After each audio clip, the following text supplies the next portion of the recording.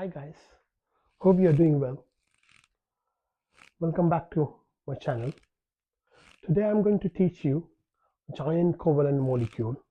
In my previous video I have done metallic bonding, and this is the last topic of the bonding. Look at that. In the giant covalent molecule we have a diamond, graphite. Some books I have seen as silicon dioxide. Let's start with the diamond and the graphite. Diamond and graphite.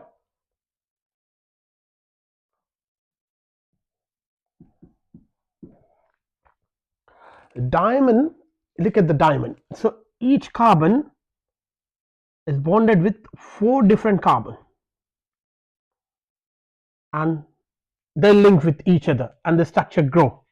So this carbon again 1, 2, 3, 4. So 1, 2, 3, 4 like this. Diamond is a hard molecule. In case of a graphite, look at the graphite. Graphite, don't worry, I'm giving you notes. Each carbon, look at this carbon, is bonded with 3 other carbon and make a hexagonal layer. Each carbon is bonded with 3 other carbon. We have 3 other carbon. Look at here. Each carbon is bonded with 3 other carbon and make hexagonal layer. Look at that one. One hexagonal layer and one more hexagonal layer. We have one more hexagonal layer.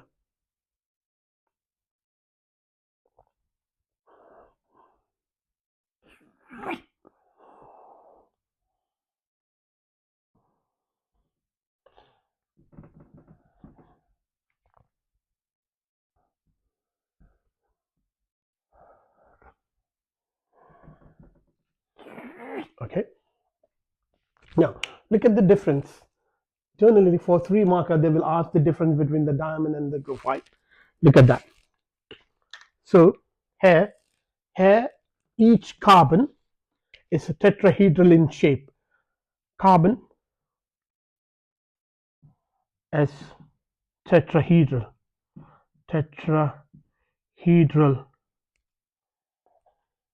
Here each carbon bonded to 3 other carbon. Each carbon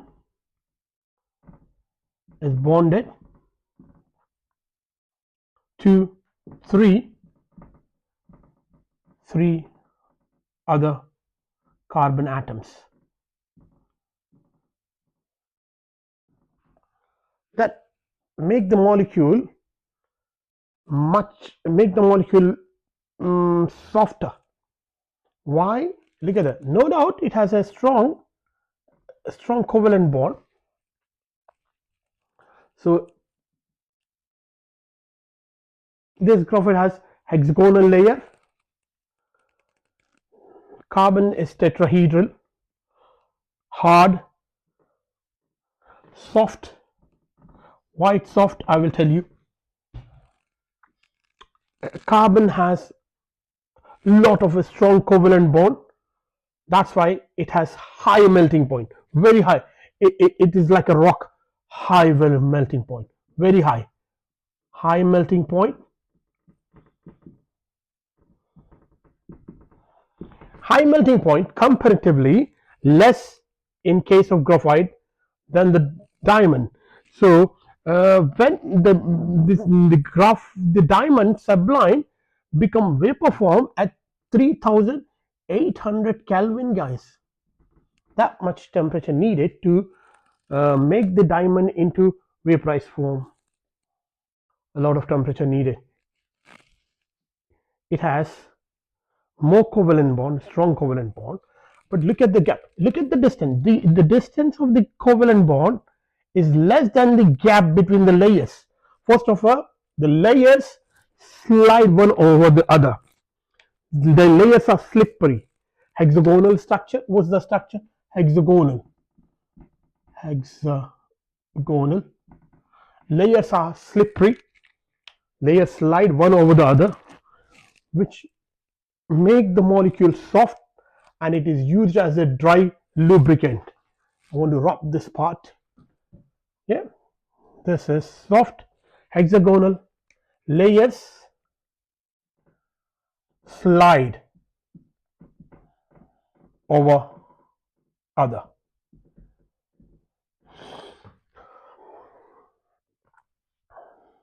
So graphite use as dry lubricant. Dry lubricant. And one more point of the hexagonal layer. Look at this gap. This gap, the atomic distance. This is a covalent bond. The bond length of covalent bond is less than the gap. This gap is more high, which make the molecule more lighter. That's why graphite is less dense. Density is very low. Density of the graphite molecule is less. Look at that.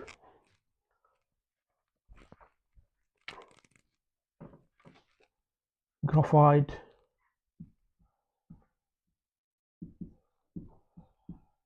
is less dense, or the density of the graphite molecule is less low. The graphite has less density, has low density.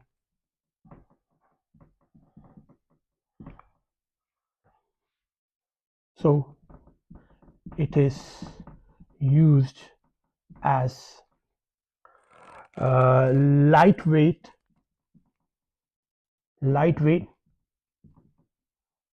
equipment, sports equipment.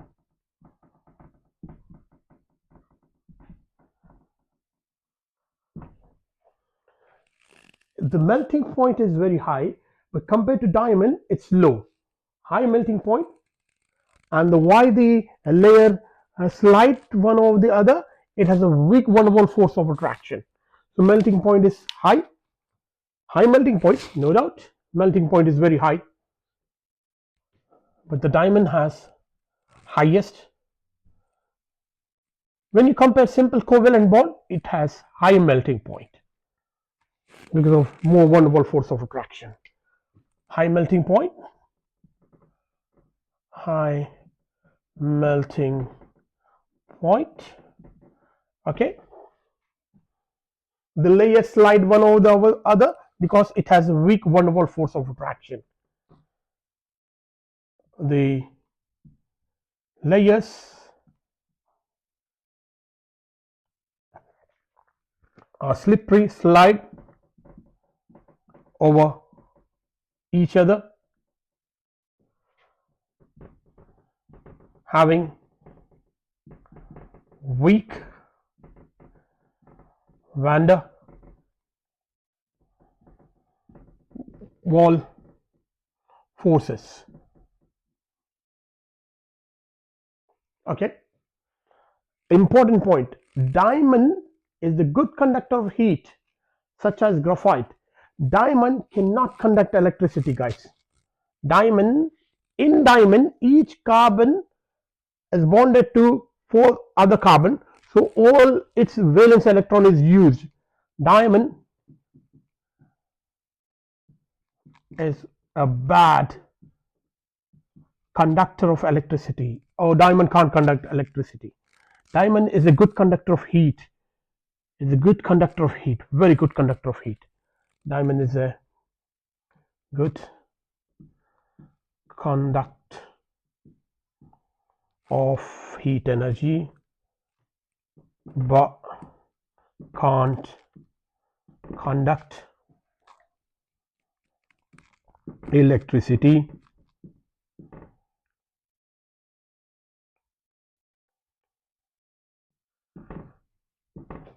whereas graphite does. The reason behind is that in graphite, each carbon, look at the carbon, each carbon, suppose this is the carbon, I want to highlight that. This is, suppose this is the carbon, it make, or this is the carbon, suppose it make 1 bond, 2 bond and 3 bond.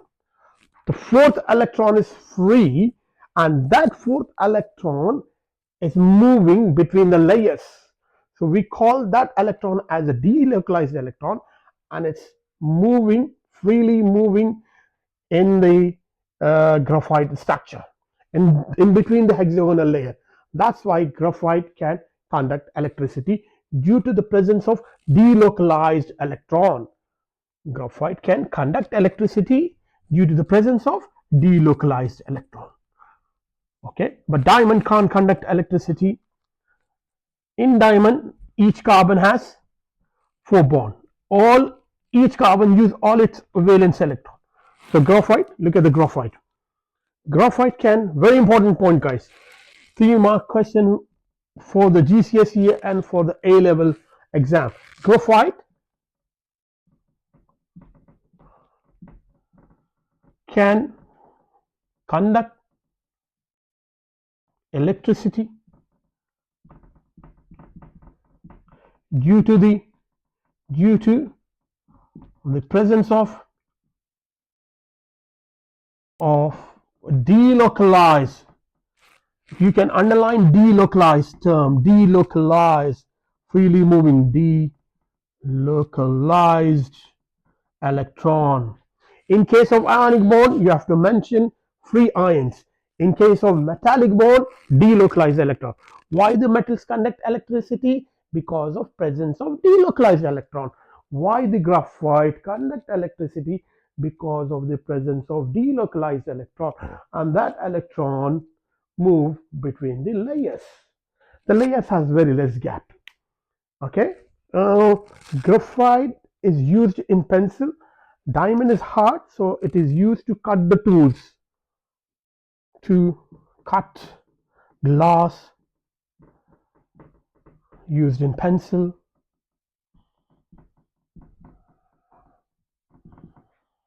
Okay guys, we have one more giant covalent structure along with that graphite and a diamond. Any guesses? Silicon dioxide. Okay, write down one question. Look at the solubility of graphite and diamond. Diamond is highly insoluble. It's not soluble. Both are not soluble. Do not soluble in any solvent. Same as graphite. Not soluble in any solvent. Not soluble in any solvent. Okay. Along with that, we have one more compound of giant covalent compound. Just copy down that question. The boiling point of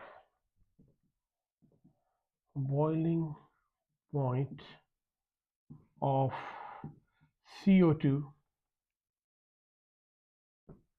is less than SiO2. What's the reason? SiO2 is a giant covalent compound.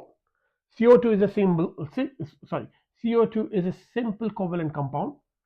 Carbon dioxide, simple covalent.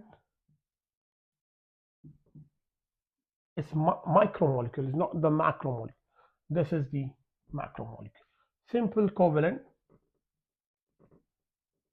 And look at the structure of SiO2. SiO,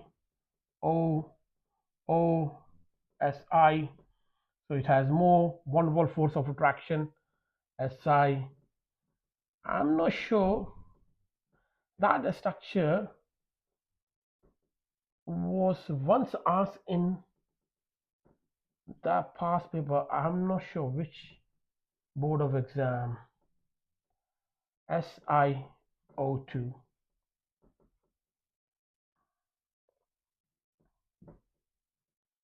silicon dioxide.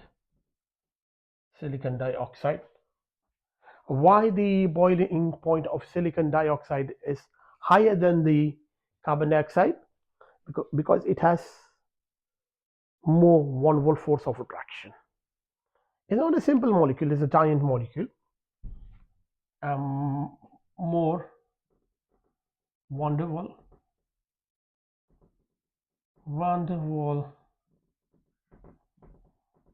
force of attraction.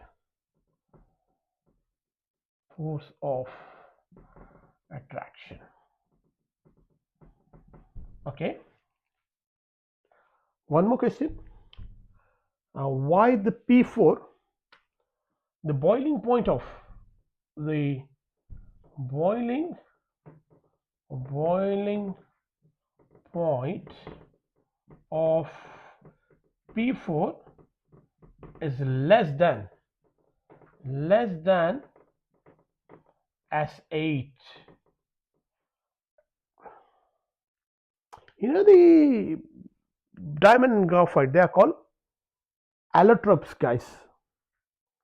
Like they have similar element but different structure. They are called allotropes. These two are called allotropes. Allotropes. Similar element but exist in different form. In that we have fullerenes, but I'm not going to teach fullerenes. The fullerenes, C60, C80, diamond, graphite, they all are called allotropes. Now P4 and S8. Let's check the boiling point of P4 and S8. So why you have written P4? Phosphorus is never exist as a single form. It is exist as a P4 form, and sulfur exists as S8 form. I want to draw the structure, then you can easily answer what's the reason behind it. So P4 and S8, let's see. Both they have a giant covalent bonding, more than one covalent bond. Look at the structure of P4 and S8. P4 is tetrahedral. Phosphorus, and a phosphorus. So it's like a tetrahedral molecule. It has less 1 volt force of attraction. Non-polar molecule. So non-polar compound, they have which intermolecular force of attraction? 1 volt force of attraction. Now compared to S8. S8 structure, very important. S8 structure, look at that. S is like a crown-like structure. This is crown structure. Look at that. S.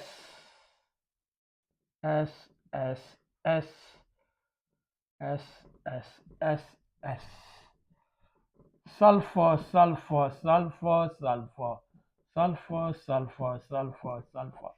S8. But the trick is they will not give you P4 and S8. In the examination, I have seen the boiling point of phosphorus is less than the sulfur. Most of the students, they are going to write the answer in terms of the groups, because sulfur is in group 5 and phosphorus is in group 5 and sulfur is in group 8. Sorry, phosphorus is in group 5 and sulfur is in group 6. That's the reason. No, this is not the reason. Look at the structure. So when they ask you just phosphorus, it's P4. Sulfur is not a single sulfur, it's S8, and phosphorus is P4. Then only we can answer. Look, this is called the crown structure. It's also called puckered structure or crown structure. Look at the 1 volt force of attraction. It has 1, 2, 3, 4, it has 8. So more 1 volt force of attraction. What's the reason behind it? More van der Waals force van der Waal, more wonderful force of attraction. And carbon dioxide and Sio2, I've seen that, and P4 and S8. Okay, sometime in 3 marks they will give you different compound, and you have to predict the boiling point and the solubility and the structure. I want to do that one question before I'm going to wrap up my videos. One more question, guys. Yeah, look at that question. Some molecules are given to you. You have to predict the melting point, electrical conductivity, solubility. NaCl, let's start the NaCl. NaCl, high melting point because it has a giant ionic structure, giant ionic lattice. NaCl structure, the structure is giant ionic lattice, giant ionic lattice, high melting point and a boiling point, BP, can only conduct electricity in the molten and aqueous solution. If it is a giant lattice, no, it can't conduct the electricity. It can't conduct electricity because the ions are not free to move. Second, giant covalent, Sio2, we have done just now. Giant covalent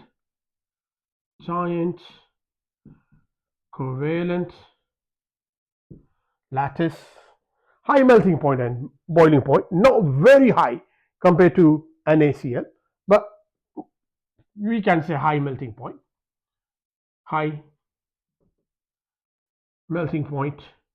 and a boiling point due to the presence of more wonderful force of attraction. Reason, it has van der Waals force of attraction. Van der Waals force of attraction. Can it conduct electricity? No, it can't conduct electricity. What about Br2? Solubility, NaCl is soluble in water, soluble in any polar solvent, mostly the water. Solubility, soluble in polar solvent. It's not soluble in polar solvent. Sio2 is not soluble in polar solvent. Okay, it has no it has, first of all, it's a giant molecule and no dipole interaction, no PD, permanent dipole. So it's not it's a non-polar solvent. It is soluble in non-polar solvent but not in the polar solvent. No Br2. Br2, what about the structure? Just a linear structure, simple covalent.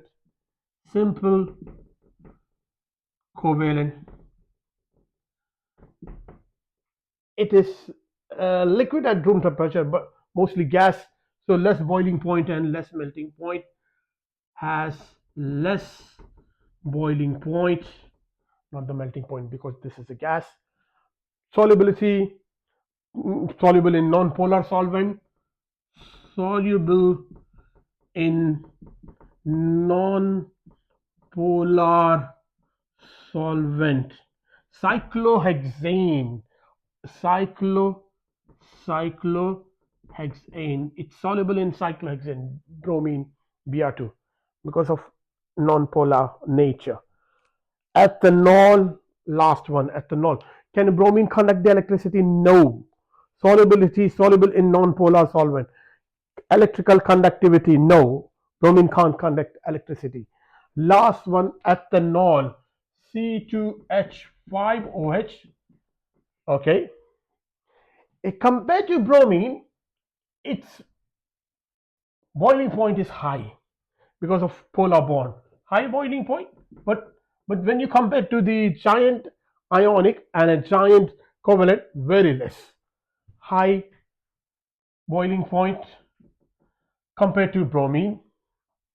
Polar molecule, polar molecule due to two reasons: permanent dipole and hydrogen bonding. It is polar molecule, so it is soluble in polar solvent like water. Ethanol is soluble in water because of presence of hydrogen bonding. Okay, and it's a polar molecule. Can ethanol conduct the electricity? No. So we have touched all these. Melting point, solid has a melting point, but Br2 has no melting point. We have to consider boiling point. It has more melting point, uh, high boiling point because of gas, but compared to NaCl very less, Sio2 very less. Ethanol boiling point is more than the Br2. Ethanol is soluble in water because of polar nature. Ethanol has hydrogen bonding and permanent dipole. Okay, guys, please copy down that one. I want to stop my video here. We will come back in my next video. Thanks for watching. Goodbye.